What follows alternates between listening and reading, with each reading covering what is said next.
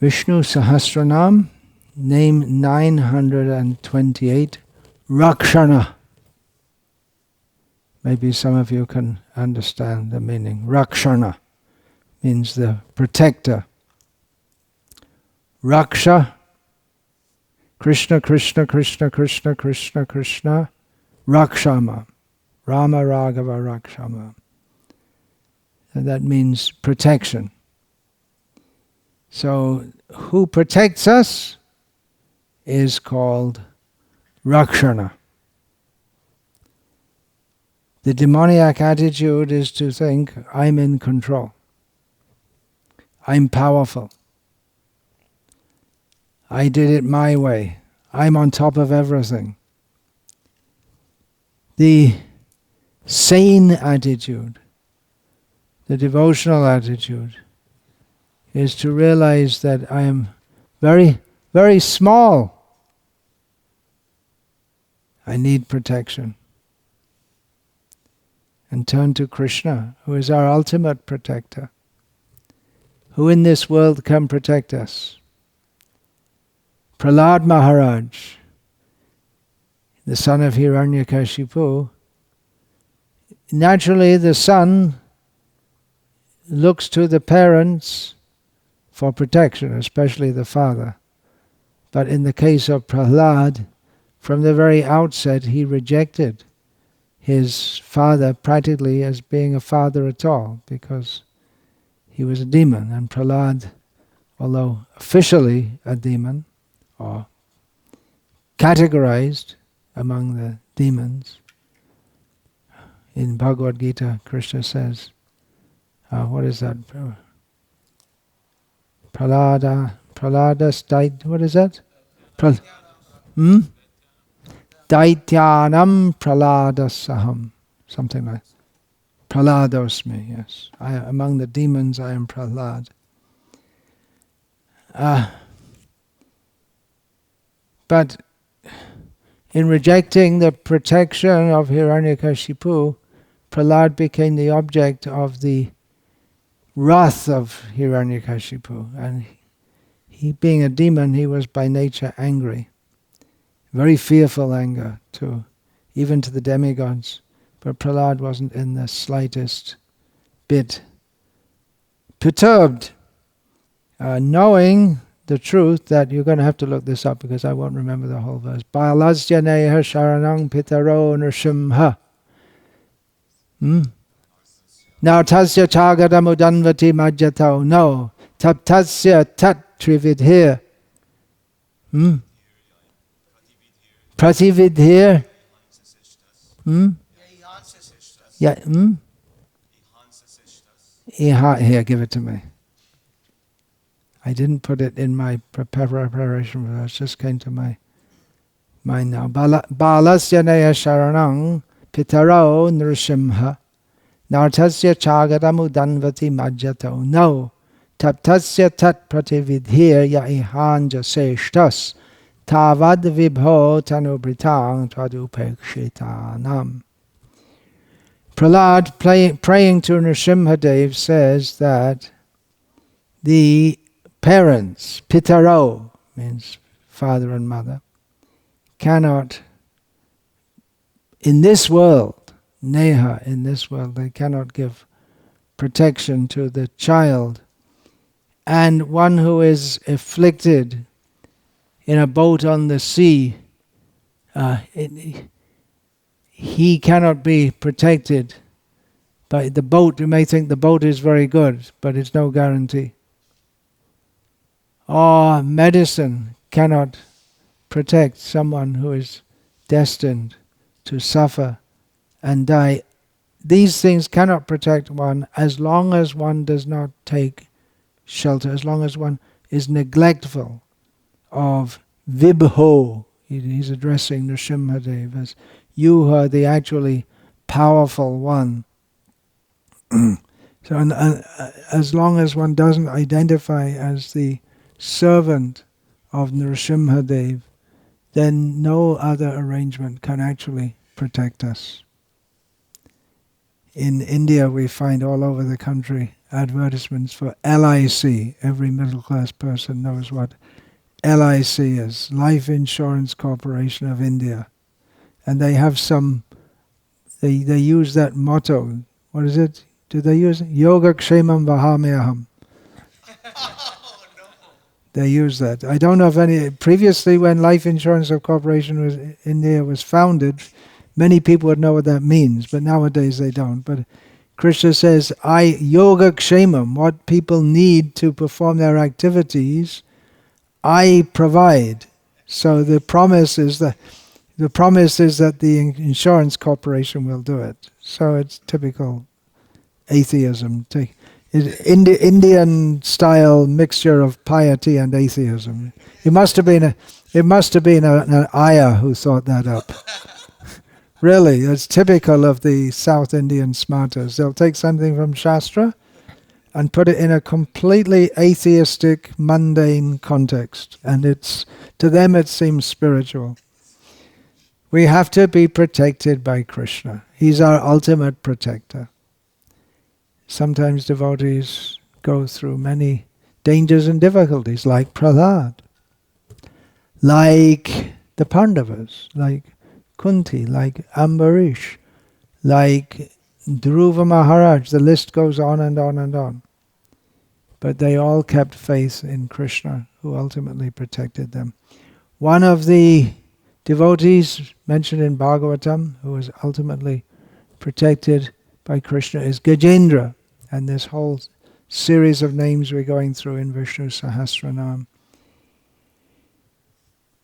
is being commented upon by both Baladev Vidyabhushan and prior to him Parashara Bhatta in terms of Bhagavan Narayana protecting Gajendra. So this name fits very fittingly, very appropriately, very aptly. Raksana, the elephant, Gajendra, thought himself the protector of the other elephants in the herd. That's why he's called Gajendra, the king of the elephants. But a much smaller animal caused him so much difficulty. When he was first caught by the crocodile, maybe he didn't take it very seriously because he thought, well, okay, I'm the big boss around here. It's just some little reptile. Elsewhere in his commentaries, Parashara Bhatta refers to that crocodile as a keet, like an insect. That's in relation to Bhagavan. But in relation to Gajendra, he was more powerful than Gajendra thought. And Gajendra, for 1,000 celestial years, was trying with his considerable might to free himself from the crocodile, but couldn't. And in the end, he turned to Krishna. And there are many examples of this. Draupadi trying to protect herself from the attack of Dushasana by holding her cloth. Her protectors, her husbands, who are supposed to be her protectors, being bound by Yudhishthira's maybe misunderstanding of dharma, at least. Bhima took it to be a misunderstanding, was unable to protect them. And not only her husbands, but all respectable people. Dhritarashtra, Bhishma, Vidura was there unprotested, but no one listened to him as usual. They should have protected her, but they would not protect her, and ultimately Krishna protected her. So this name is very apt in relation to many devotees, actually all devotees. That's one of the symptom of being a devotee. Rakshishatiti, Vishvaso, to have faith that Krishna will protect me. And particularly we're calling to mind the pastime of Bhagavan Narayana protecting Gajendra, because it's in a whole series of names which being commented upon in relation to the deliverance of Gajendra. Shankaracharya explains the name Sattvam Gunam Adhishtaya Jagattrayam Rakshana iti Rakshanaha, who, being situated in the mode of goodness, of course he's Shuddha Sattva, but this is after all Shankaracharya commenting, protects all the three worlds, should be known as Rakshana. He protects especially his devotees, just as parents protect their children. All protective functions in this world, the parents to the children, the king to the subjects, the guru to the disciples, all the functions of protecting spring from him. He's the ultimate protector. It's his very nature to protect. Just like the parents, they don't go through a whole rational, logical, mental process to think why they're protecting their children. In fact, if they did, they probably wouldn't protect them. If we think completely philosophically and we understand that actually I have no particular relationship with this child, just like we see the son of Chitraketu, when he was called back to life by Narad Muni, he said, "Here's your father." He said, "Well, which father? I had so many fathers. I had so many births and so many fathers." So philosophically, if we think about it, then we can understand who is our father in this world, who is our mother, who is our child. These are all illusory relationships in as much as they are temporary, and without proper understanding they bind us to this world. With proper understanding we can understand minimally that I've given birth to this child, so it's my duty to protect. Or if Vaishnava parents think this child is sent by Krishna, so I have to raise this child in Krishna consciousness. But mostly parents don't think like that. They just, it's automatically. You see, even the animals, not all of them. Some animals eat their own children. Some snakes eat their own children. But even the dog, the bitch, the male doesn't care, but the mother looks after the child, even at great risk. If a snake attacks the puppies, then the bitch will, at great risk to herself, try to chase off the snake, risking her own life for this. She doesn't think why. This protection propensity originates in the Supreme Personality of Godhead. In Tiruvayamoli, Narmalva stresses that it is the very nature of Bhagavan to protect. Yeah. Anyone, if we see a small child and there seems to be some danger, then even if it's not our own child, it'll be and naturally we'll want to do something to protect. It just springs naturally from our consciousness. The scientists may like to say, well, it's because of some chemicals in our brains or whatever, but to hell with them. It's our nature to want to protect.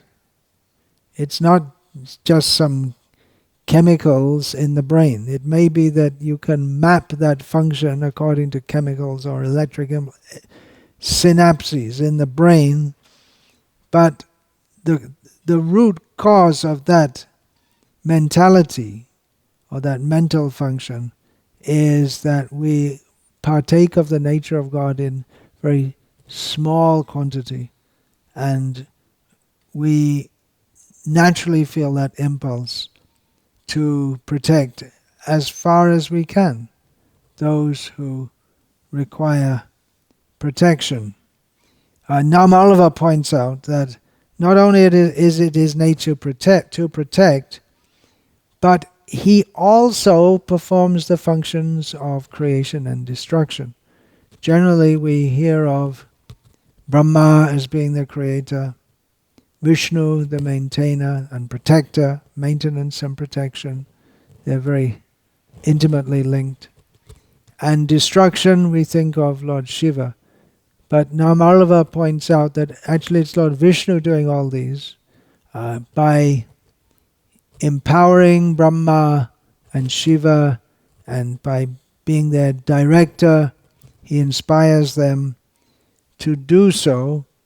And these functions they're also directed ultimately toward the protection of the jivas, because destroying a worn-out body of a conditioned soul means destruction is followed by creation. They get a new body, so that they can, if you're in the body of a worm, when that body it's time for it to die out, then you get a new body, according to your karmic destiny, you get another body. So it's all to bring one to the point of the human body, so that one can go up in the or make progress. I was talking about that, how human life is meant for making progress. So destruction and creation, they're also his act of protection, but particularly he keeps the portfolio of protection personally for himself.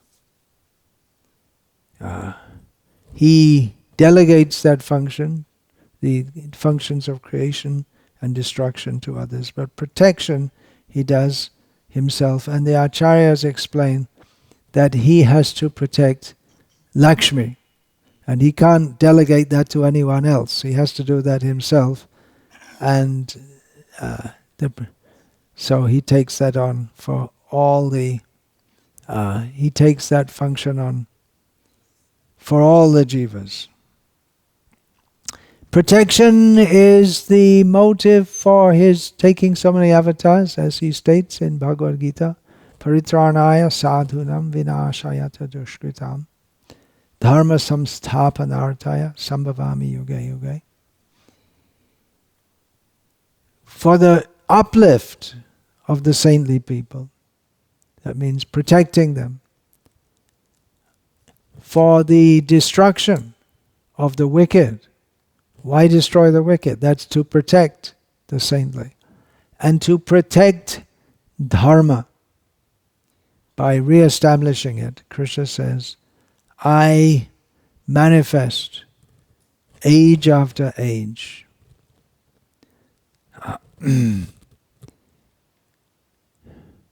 What is that in Manu Samhita? Dharma rakshati rakshitaha. Those who protect dharma, they are protected by dharma. So this protection, and dharma ultimately, who protects dharma by living according to dharma, or the kings who protect dharma, or the rishis who protect dharma by establishing the proper understanding of dharma and defeating the wrong understandings, the misunderstandings of dharma. They are protected by dharma. Dharma is ultimately Vishnu himself. So in the Paritranaya sadhunam, this is stressing that for the purpose of protection, he comes. He can do it through others. He does it through others also. But he personally comes. Yeah, he does it through others. He does it through the king. He does it through the parents. He does it through the Brahmanas, Vaishnavas, Gurus, and he personally comes. Considering the name Raksana, considering we are incapable, we need protection, therefore we have to pray to Krishna for protection. We also have to take the responsibility given to us for protecting. As sub-protectors, within our very small sphere of activities, we have the duty to protect others.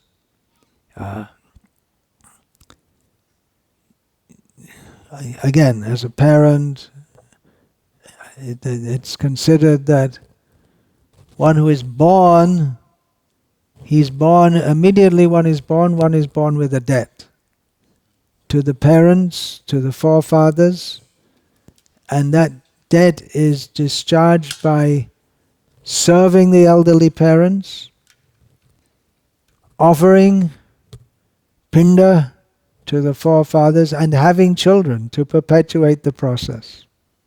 That is how the debt is discharged.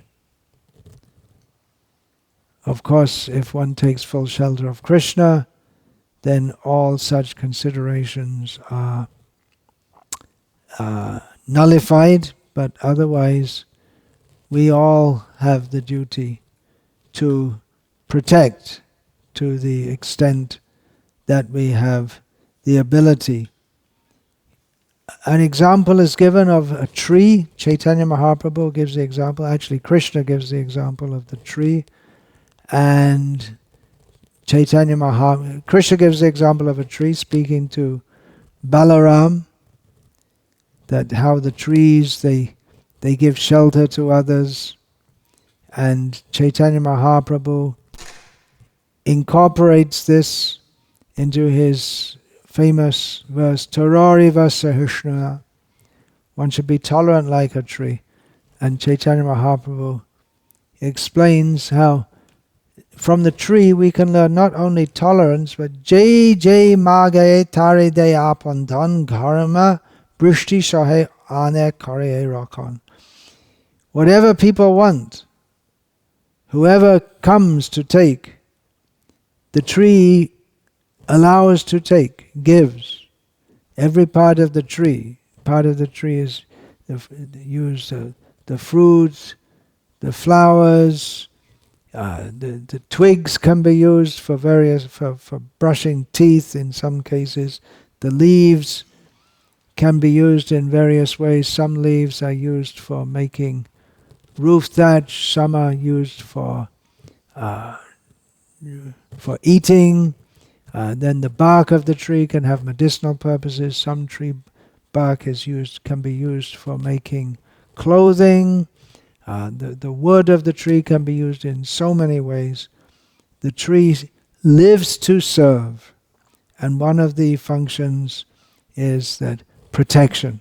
To protect others from heat and rain, the tree itself has to suffer the heat and the rain, but doesn't complain. A protector gives shelter to others. The example is given of the tree.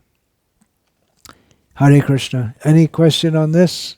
If there's any question on this, please ask, and then I know that I left some time because there are questions on other topics also.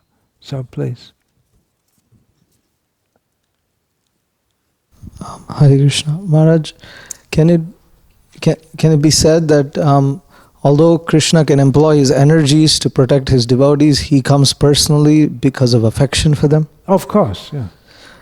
Then if that is the understanding, why in certain cases like Draupadi did he not come personally to protect her? Why didn't he come to Draupadi? Because he was engaged fighting Shalva over in Dwarka. Of course, he could expand himself, but he has his Leela also.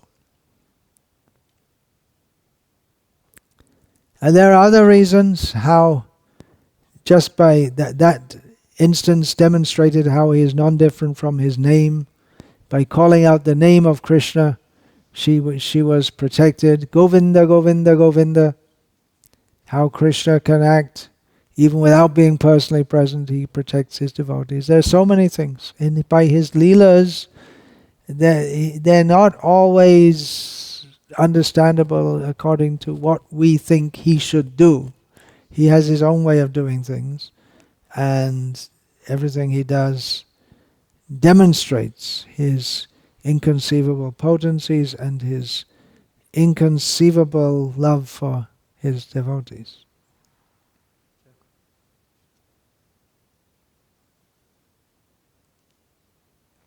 So any more questions on this? Otherwise we'll... Okay, over to other questions.